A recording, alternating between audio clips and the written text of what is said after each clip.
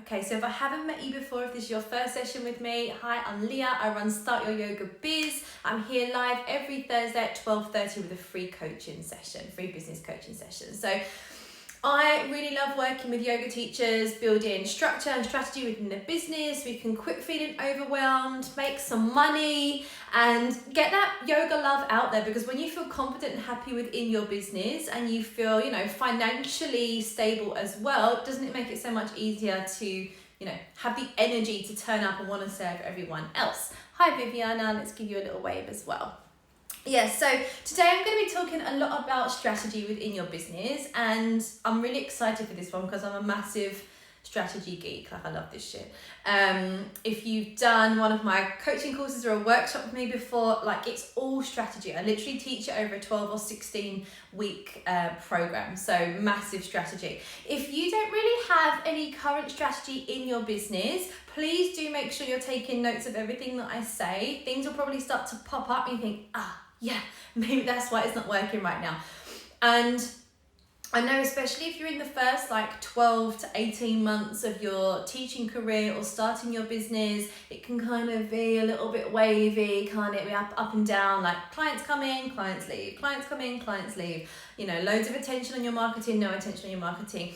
And the idea behind strategy is to make it smooth, okay? So you have a smooth journey from beginning to end. And if you joined last week's coaching session where I went through loads of different points of building your business, you can find that in IGTV. I mentioned, thinking of your business journey like a holiday. I know sometimes it's fun to go off on an ad hoc holiday. You don't really know where you're going, or you're not going to plan anything until you get there.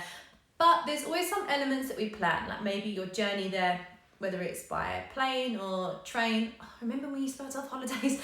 Yeah, plane or train. You have your journey planned, how you're going to get to the airport or the train station, what station you're coming into. Even if then you're going a bit ad hoc, you have that journey planned, and it makes it so much smoother rather than just turning up at Gatwick or wherever you live, near an airport near you, and thinking right, I'm going to grab a flight and go somewhere, So I want you to think of that the same way.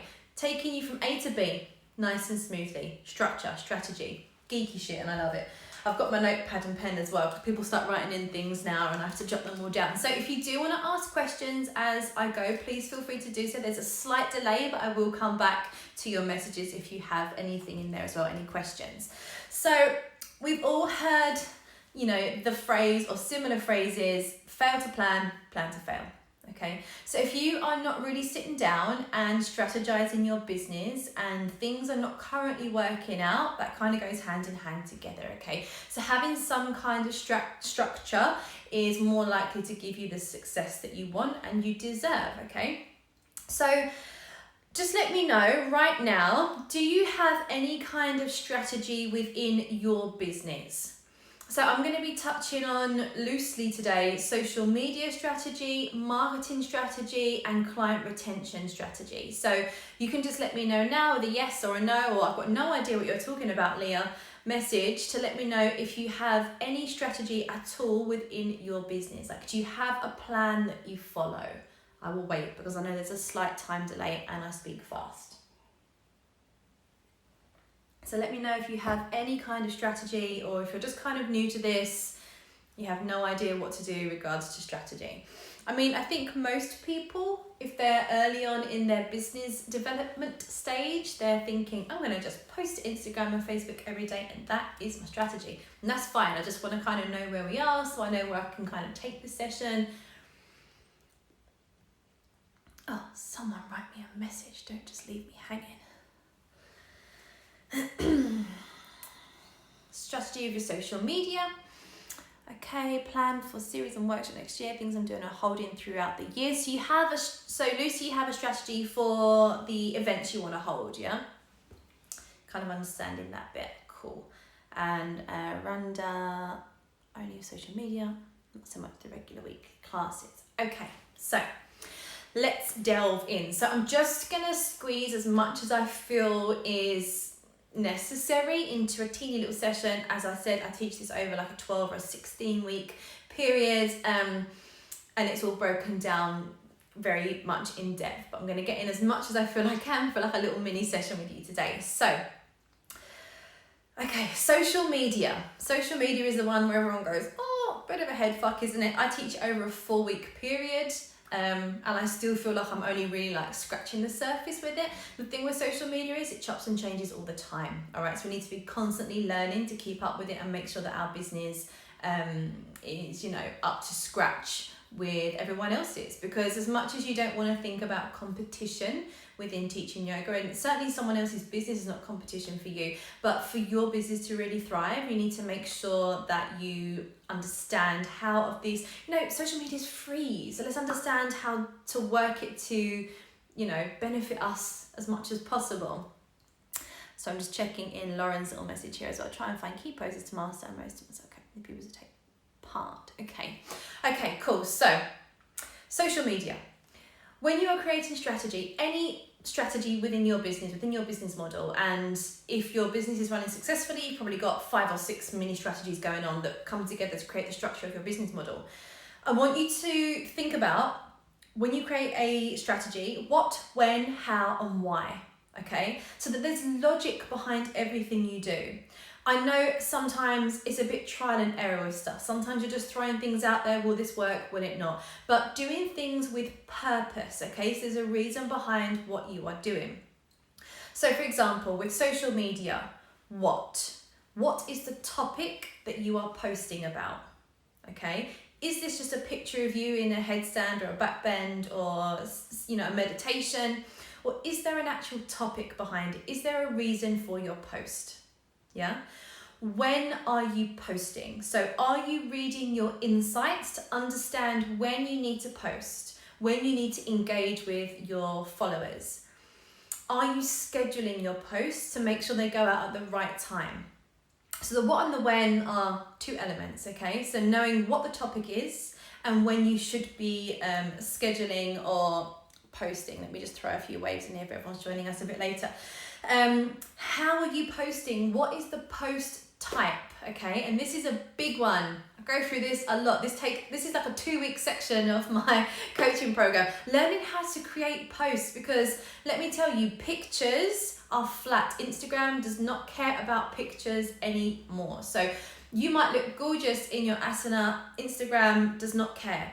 If you look at your likes, if you want, or your engagement on your pictures, where it's just a picture of you, are these your target audience, or are they fellow teachers or like your mum or your sister or something, okay? So flat pictures are not working. So how are you posting? What is the post type, okay? And why? Why are you posting that particular post? Is it marketing? Is it part of a marketing strategy, which we're going to go over in a minute? Is it free content? You know, is it a strategy that you've put together, like, I'm going to create X amount of content around this subject and then I'm going to market an offering to do with that? You know, what is the logic behind every single post that you post? If you're just posting pictures or you're just reposting quotes or memes, there's no logic behind it, which means there's no strategy. Yeah, you need to understand what, when, how, and why for everything that you post. So what I want to invite you to do is to, after this session, go and have a look at your social media, whether you're using Instagram or Facebook or TikTok, whatever you're using, and why have you posted that post? Look back over like your last 6, 8, 10 posts and ask yourself, is there logic, is there strategy here, or am I just posting because everyone posts and that's what I need to do? Okay, is there strategy there? Let me know if you have any questions on that. I'm going to wait for a moment because I know I get carried away and I talk a bit fast. Hi, Sabrina. Self-Love Yoga 84. Hi, tell me what your human name is because I can't see it in your handle there. Just to let you guys know as well, Monday's coaching email that's going out is all about content creation. Okay, so if you struggle with content creation, I'm sharing a few tips on content creation. If you don't receive my emails, you can send me a DM after this and I'll give you the link so you can sign up and get that. You need to declutter your account. Yeah, account decluttering is a big fat one. I spoke not too long ago about when I was using Yoga Flow with Leah Instagram account, which I don't use anymore because I've kind of moved my target audience a little. I removed 3,500 followers and my engagement level increased by like 400%, okay? So if anyone has any questions, no questions coming in about content, etc., etc. Anna. Okay, nice to meet you, Anna. I don't think you've been live with me before. Okay, so social media strategy, okay? Get yourself a social media strategy. Marketing strategy, okay? Again, what, when, how, and why. If you see me looking down, it's because I have like really scrawly handwriting and I don't like to miss any notes. I've got it all here on my whiteboard. So, what are you marketing? Yeah? Understanding, like, are you just posting for the sake of it? Are you just emailing for the sake of it, just to kind of, you know, keep your foot in the door? Or do you have a plan? Like, even if for you that there's no particular event coming up, not a workshop, a retreat, or anything like that, if you are constantly trying to onboard new clients, whether it's to an online program or it's like one-to-one private stuff, what are you marketing? Understand what you are marketing. When are you marketing? When is your event? You know, how long have you got to go before that event? So if you've done any of my coaching programs, if you've done any of my workshops with me, you know that I set a minimum of 6 to 8 week period for marketing. And remember, you need to know what is happening and you need to know all the details and you need all of your marketing prepped before the marketing actually begins. Okay, so are you giving yourself a sufficient amount of time to market your event? How are you marketing that? Are you using social media? So are you creating content for social media? Are you using a digital mailing platform, email marketing, one of my favorites? Are you using Facebook events, like all these other little freebies you can use as well? Are you using paid ads? What's your strategy for this event to bring people into this event and fill it up? You know, so you can then start to apply your social media strategy into your marketing strategy once you've kind of got those things set in your mind. And why are you going into this marketing strategy? What's the actual end result that you want? What's the goal? Because if we say, I have this workshop coming up, I have an online workshop coming up, you prepare everything for it, but you've not really got anything in mind of what you want the result to be. Maybe you want 10 people to sign up to feel like, you know, you've earned a sufficient income from that. Maybe you need 15 or 20. If you go back into my IGTV, about 4 or 5 weeks ago, I did a goal setting session.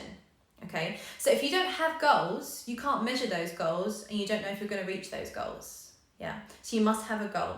So understanding what it is you're marketing, when it is, how long you need to do that, and the scheduling that needs to happen in between, how you're going to market it, so which method you're using to market, and why, like what's the result that you want from that. Okay, so you can bring that social media strategy into your marketing strategy once you've got that set. Hope that makes sense. I'm going to pause to breathe and answer questions. Sabrina, what do you think of deleting everyone? I know some that have done it and they're in the same business as you. From Instagram, I'm assuming you mean. So if you don't follow anyone, Instagram do kind of punish you for a while, but in the same way that if you suddenly have an influx of followers because you buy them, Instagram punish you. So remember that punish is a bad word, I should have chosen another one. But remember that Instagram is a machine and it's just taken note of, you know, what you're doing. So, okay, it doesn't matter necessarily who you follow, okay? You not following people just means that you're not distracted. Like personally, I like following my target audience. So my target audience are all women of a particular age that work in yoga business, okay? And I like seeing your posts because I like talking with you and I like understanding what you need help with. So I think if you are following a load of people that are people that you want in your class, then keep following them, because this is how you're going to get to really know your target audience and understand what they need. If you're following a load of people who are in the same business as you and that's distracting you, delete them. You know, I don't think I follow any other business coaches. Maybe like 1 or 2, but not who do like yoga business, like who maybe do other elements of business. But that for me would be a distraction, because I don't need to see other people's content. I need to know that mine's fresh and it's coming from my heart, you know, when I'm creating stuff. It's more important for you to understand who's following you. Yeah, people following you are what's affecting the engagement level that you have on Instagram and Instagram putting your account out. If you open up your Instagram, go to your followers, look at like your first 10, 15, 20 followers. Do they represent your target audience, or are they other yoga teachers? They're the people that you don't need following you, but you following people, that's more to do with distraction. Okay, that's not really going to affect the algorithm in any way. You like to engage with people too. Yeah, I like to engage with people. Social media is social, you know. I know a lot of people say, I don't want to be on Instagram and social media all the time. I only want to do it for 10 minutes a day and stuff, and I'm only going to check in once a day. I want to know my audience. I want to know that I'm creating courses and workshops and products that are serving my audience the best. So I want to be in there watching people and understanding what they need. So that is going to be personal preference. With regards to your Instagram account performing, that is more to do with your followers. So if you've got a ton of other yoga teachers following you, your account is being shown to other yoga teachers. I think that probably makes sense. Okay, so last little strategy I want to touch on is client retention. And this one is skimmed over way too much, and you could be losing a ton of clients here by not really having any client retention strategy in place. So the what, when, how, and why of client retention. With client retention, I mean not only keeping the clients that you have and taking care of the clients that you have, but also clients that might have dropped off the radar. What I would call like a warm lead, you know, someone who sent you 1,000 messages and never signed up for a class. We've all had those, right? This is a little bit where you can kind of work in a retention strategy as well and like bring people on board. So a little bit for onboarding. So think of it as like 3 different strategies here. One for retaining clients that you have, one for onboarding brand new clients that have kind of expressed interest in what you do but not actually turned up to a class, and then also re-onboarding clients you haven't seen for a little while. So what, when, how, and why. What are you doing for retention? Is it just a general check-in email or WhatsApp or direct message? Like, how are you doing? Haven't seen you for a while. Just want to know how you are, how the kids, how your husband, all that kind of crap, yeah? Or are you going in with, haven't seen you for a while, would be great to have you back in class. Here's a 10% discount code from your next block booking, yeah? Haven't seen you in class for a while, just want to share this YouTube flow with you that I uploaded a couple of weeks ago. Hope it like reignites you. You know, is there anything that you've missed out on? What do you need from class? Stuff like that. With your client retention, like your actual students that you have, make sure you're checking in. Make sure that you're giving them everything they need so you're retaining that client. So when are you popping your client retention program into action? So I have in my diary, like every 6, 8, 10 weeks, little note, client retention. So think about the clients that you have. How often do you need to contact them? Clients that you haven't seen for a little while, who have dropped off the radar for whatever reason, how often are you going to contact them? You know, people who have expressed interest but not actually signed up, how often are you going to onboard them and contact them? Okay, how? Are you using email, direct messenger? Are you using WhatsApp or text messages? You'll get, you know, certain people that will respond a certain way to a certain message. It's a lot of certainty there, wasn't there? So I, for example, have some clients that will respond straight away to an email. I have some clients that don't really check their emails. Maybe they don't work on laptops and they don't have their phone around and stuff, but WhatsApps they always respond to. Some people only respond or contact me on like Facebook Messenger, even though they have my telephone number and my email. So really learning like your clients and, you know, how do they need to be contacted in order to respond to you? And again, why? Why are you contacting this person? Is it to re-onboard? Is it to understand if they're okay and you could be providing something else? Is it a warm lead that you're reaching out to, you know, try and bring them into your business? Oh, you're welcome, Rhonda. So client retention is a massive one, you know, bringing people, think about like all of the stress you go through of social media and like, oh, I need to do this and this and this and this to bring people into my business, use social media. When people come in, what do? If you then, ignore them and you don't take care of them, it's like saying to someone, come to my house, I really want to see you, I can't wait to see you, I'd love for you to come to my house, I really want to show you my house. And they come in the front door and then you just disappear, you don't go and make them a coffee or make them lunch and sit and talk with them and put the heating on and give them a blanket if they're cold, Bringing someone into your business is one step. Keeping someone in your business is the second step, okay? That third step is turning them into a long-term client. So maybe they start off coming to an online class with you, then they come into a day retreat, then they go into a, overseas retreat, but it's keeping those people in your business, keeping them happy, making sure you've got your client retention program in place so that they stay forever, Okay, Lauren says, I'm finding everyone wants to speak via all those methods. Hard to keep track sometimes, but now you have a spreadsheet.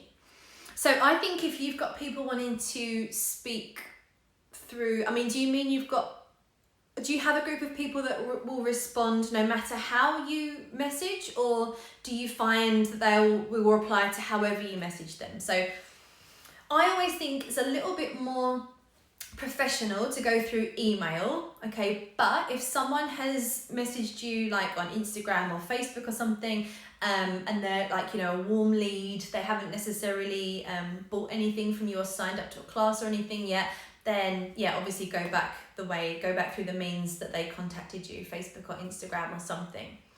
So they're just 3 little strategies, okay? And I'm just scratching the surface. This is just a teeny tiny bit of what I actually teach in my business coaching programs. So if this now is starting to stimulate your mind and think, I haven't got this in place, or think, do I have this in place? Like, hopefully you've made notes or watch this back, take notes, go into your business, go into your social media and how you usually market things and how you usually retain your clients, and think like, do I have a strategy or am I just winging it? We've seen those memes, winging it is for eyeliner, and that's it, and that's if you can do it. Don't wing your business, okay? Have a plan behind your business.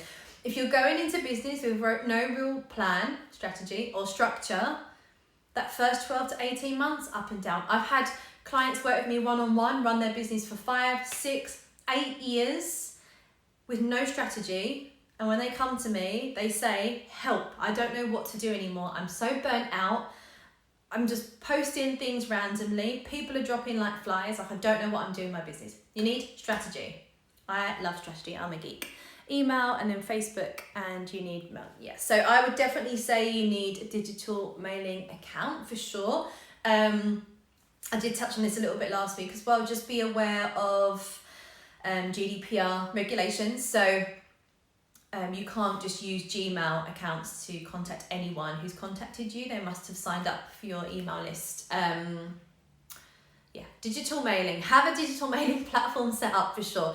This is going to be a massive part of your marketing strategy. So when it comes to sending out marketing emails, sales emails, like, you want those schedules, you want them as part of your strategy for sure. So I hope this has been helpful for you guys. Does anyone have any other questions about strategy? Do you want feedback on anything that you're doing within your business right now? Do let me know.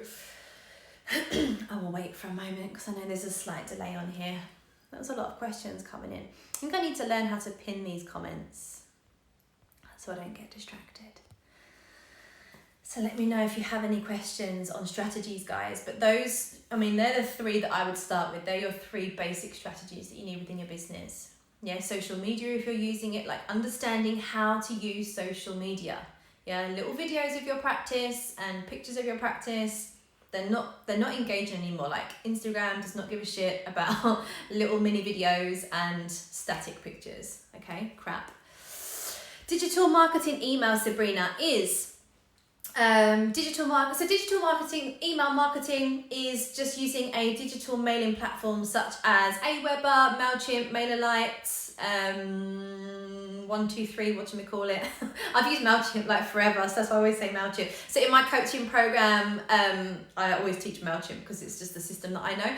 So You can use Gmail if it's someone who has contacted, like if it's a client of yours, a paying client of yours, they've given you their email address because they've paid for a class, or you can take the email address off of your booking system or from PayPal or something, that's fine.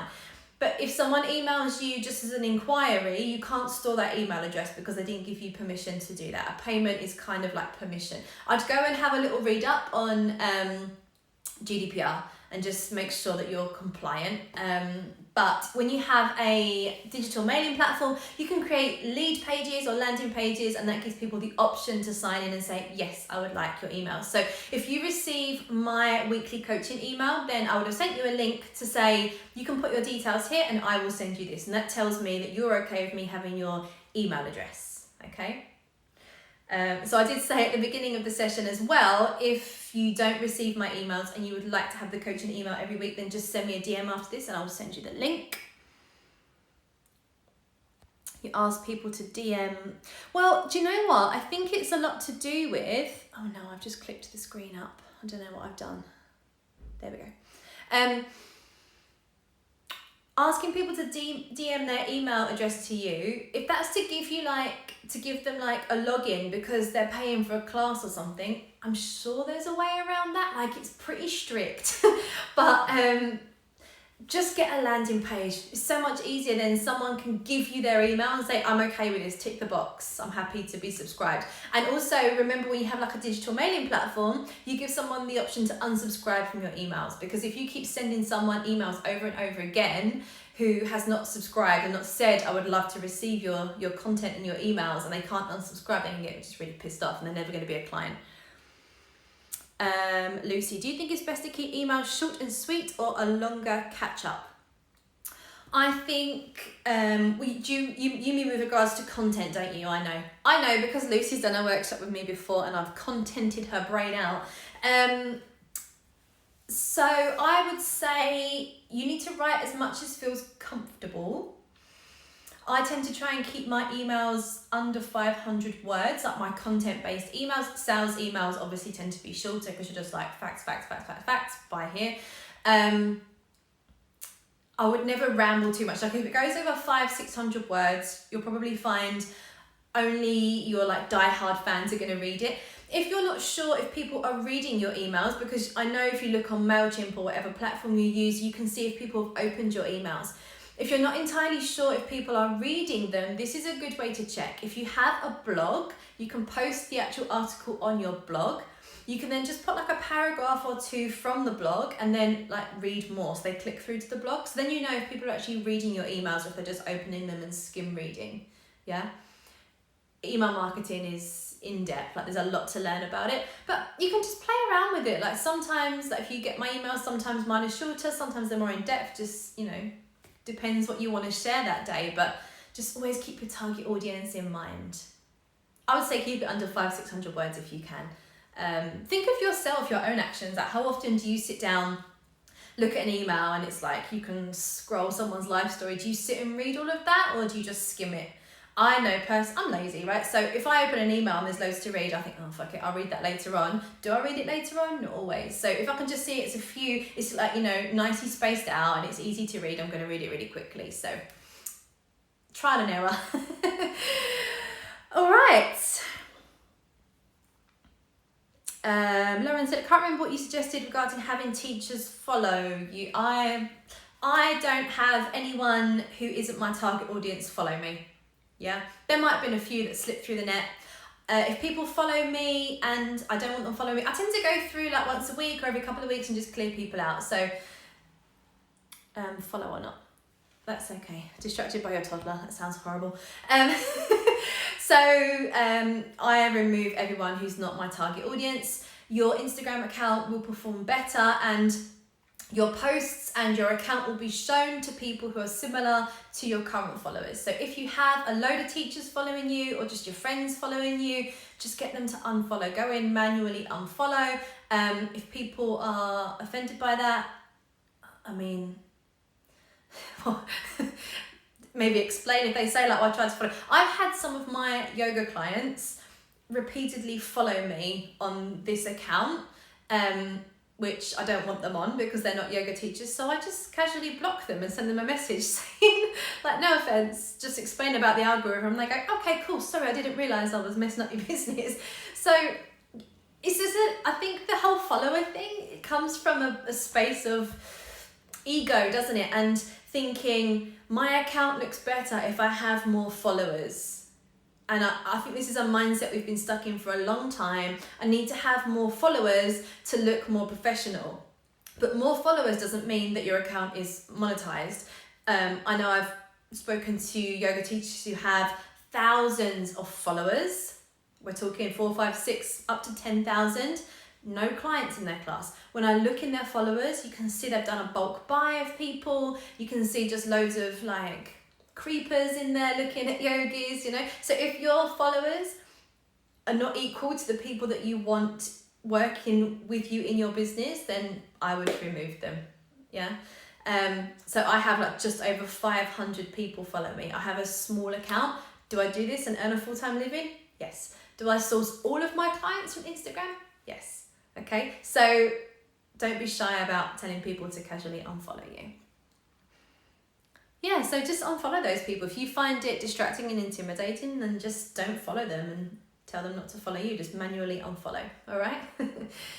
God, we could talk about Instagram forever, couldn't we? Honestly, like I teach this as a 4-week module in my programs, and so I'm in like week 2 with my guys right now. And after the first session, we're live on Zoom, and the first session, everyone's faces are like, brain ache. But it's just implementation, and when you learn these new things, you start to implement, you start to see change, you start to earn money from the change. It's a little bit more inviting and enticing to do it, isn't it? All right, guys, so I'm going to leave it there today. If you have any more questions, you can DM me. If you want to know more about coaching programs, you can DM me. I have a group coaching program starting in like 2.5 weeks, so we're on the final countdown to get your space. If you want my coaching emails, DM me and I'll send you the link. I'm back next week at 12:30. Next week is going to be a killer live. I have another coach coming on, so you get 2 coaches for the price of 1. She works in a different way to me, and she works a lot with mindset, a lot more with mindset. She's really cool, and we had a really good chat last week, and she swears a lot like me, so it's going to be fun. Jump on and join us. You will see posts pop up about that, so you don't need reminding. All right, you are so welcome, guys. Thank you so much. Have yourselves a lovely day. Please feel free to reach out, send me a message, and I will see you next week. Namaste.